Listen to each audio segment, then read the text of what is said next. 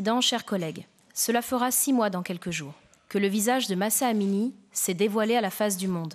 Arrêtée et mise en détention pour un voile jugé non réglementaire, elle a lâchement été frappée et assassinée le 16 septembre dernier par la police des mœurs de la République islamique d'Iran.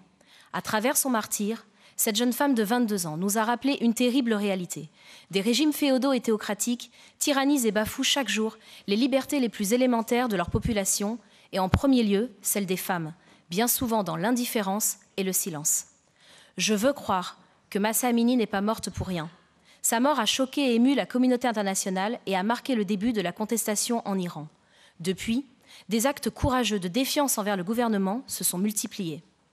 Je pense à toutes ces femmes iraniennes qui, au péril de leur vie, osent défier aujourd'hui le régime des mollahs avec pour seule arme leur courage et leur soif de liberté.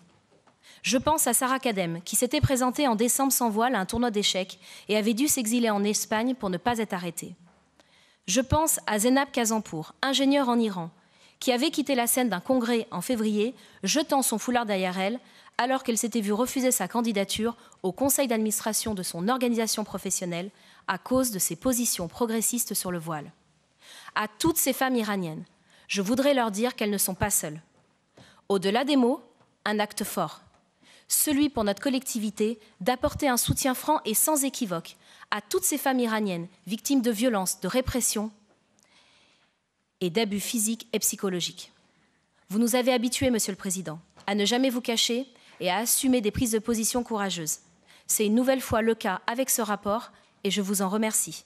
Vous pouvez compter sur l'ensemble des élus du groupe Les Républicains divers droits de société civile et apparentés pour vous soutenir. Nous voterons pour ce rapport avec conviction et émotion. Merci, Monsieur le Président. Merci beaucoup.